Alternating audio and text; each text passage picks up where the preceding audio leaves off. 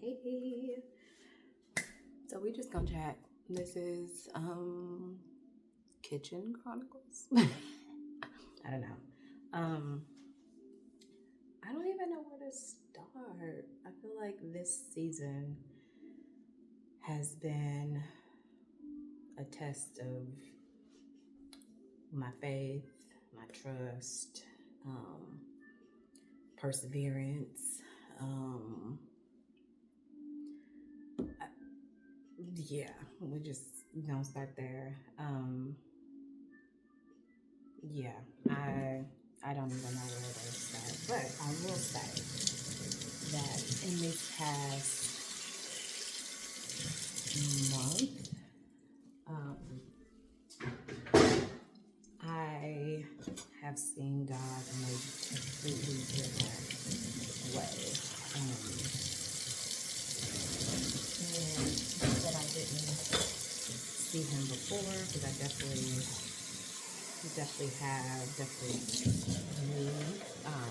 have that relationship with Him and see Him in anything, and always asking for Him to show Himself to me in so many different ways.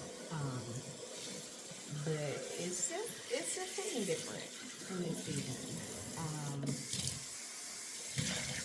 Because the reason this being in a new location and just being in a space of so much peace and just difference. It's just like, okay, so my old version of myself can't be the deciding factor. It can't be what's driving me to do everything always and depending on me to do things like I did before. Again, not saying that they were contrary to God. They weren't contrary to God, but just what I needed in that season. And this is a completely different season for me. So, which has required, I'm still processing what it's required, but I definitely know that faith and trust and full surrender and literally taking it moment by moment and day by day, literally, not like, sorry, that's a suggestion or it sounds good, but no, like, for real. Because there are so many moments where, it makes sense, and God will give me a plan. Like, okay, so this is what we're doing this week. This is who I need you to meet with and talk to. All those things. He's been very clear on those things. And then there's some days like today, this week so far has been we literally taking it moment by moment, like literally moment by moment. Hence why this Kitchen Chronicles chat is happening, because I know that, sorry, as I'm cleaning, I know that as I am in this new season and transitioning and all those different things, there's so much that God is pruning me in and stripping me of to be able to make room for greater. And with that requires pausing and just literally sitting at His feet. For the past, what time did I get in? I went to work out this morning. I probably got back in around like 10 something. I don't remember, but I did my quiet time. Just reflecting and just sitting in God's presence. Talked to my cousin. It was just like a great time just to be able to like pause and just sit. If you heard my phone, stop. Which has required for me to be able to drown out the noise of like, oh my gosh, you need to be doing this. Oh, you got this, you got to do it. To be able to just, okay, God, what are we doing? And that has been so freeing and so different for me. Yeah, I know he's gonna have me unpack that more so in another time, but it's just been, yeah, it's been so different and so freeing to be able to have these moments and not inside. Let me just being transparent. Inside in my flesh, I'm like, I need to be doing more. I need to do this. I have to do this. How's this gonna get done? How's this gonna get paid? How is this, like, all the questions, all the like moments. But there's something about just being in the presence of God where all of that just literally melts away. And it's like, oh, I had that? Oh. And then it's like when I come back to reality, it's more of, okay, whatever is going to happen is going to happen. And that feels so good, and it's so different because God is really challenging me to view him as Father, and not just like, oh, he's God, he's, King of all kings, Lord of all lords. Like, he is my Father, which means he wants and knows what's best for me. He's going to provide. He is going to take care of me. I'm going to do my part. He's always going to do his part. And that is different for me because if you know, like growing up, I didn't have a father in the home. Yeah, I knew my dad. Like we talked here and there, but it wasn't a consistent, he didn't raise me, I'll say that. But God did place other men in my life to help raise me in that sense of like giving me like those father figures in my life, which I'm extremely grateful for. And I couldn't even imagine my life without my uncles and my brother-in-law, and I'm just so grateful. But like I said, like God is really challenging me to view him as Father. Like, he's my daddy. He is my father. He is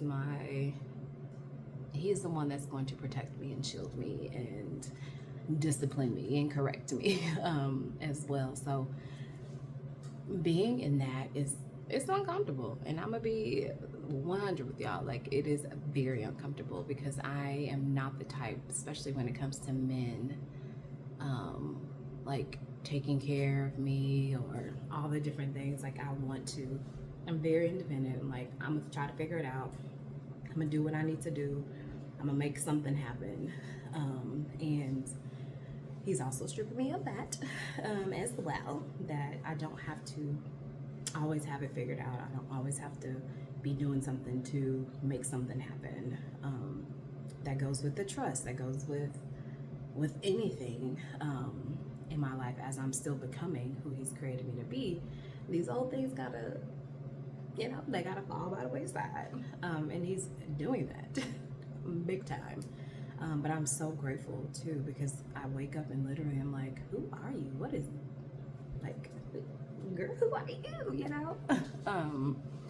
But I know that this is God's ultimate plan and his direction for my life, and trusting him will be the only way that I'm going to make it to the next moment, the next day, the next season, the next era in my life. Like, there's no other way. And he's making that evidently clear that there's no other way. And this past few weeks at church, we started a sermon series on temptation, and basically it's rooted in, like, basically, do you trust God or not? Like, that's what it's like, has been my message. When I want to take matters into my own hands, do I trust God? Do I truly trust God? Like, not just saying like, oh God, I trust you, and can sing it, and But do I truly trust God in my heart, in my soul, in my spirit? Do I truly trust him? And if I do, what does that look like? And he's been like, he been challenging me in it, for real. And I want to say all the time that yes, God, I trust you, but there's still those parts of me that I'm like, God, but help my unbelief, help the lack thereof, and show me, where is it coming from? Like, what residue do I still have left in me that I have not healed and that I am still carrying on, whether it was passed on from my childhood, broken relationships, friendships, romantic relationships, friendship, whatever, like whatever. But God, to expose that so I can bring that over to him so he can heal me in that area, and that I can do my part to walk in trust and not be swayed by my physical circumstances that may look contrary to what he's told me, what he's promised me, what I know that will be, and that's been very uncomfortable, very, very, very uncomfortable. And there's moments I want to scream, and there's moments I cry. Like, I'm such a crybaby, like such a crybaby, and not in a sense of like, oh, I feel defeated, but just overwhelmed and just tapped into the glory and the greatness and the power of God, and that I am not deserving of anything, nothing.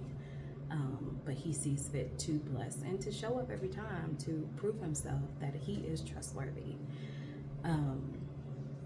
So yeah, I just want to challenge you, if there's any areas in your life that you are holding on to, like tight, either that may be tight gripped, or they may just be like, oh, well, I kind of have it, I kind of don't, I don't know.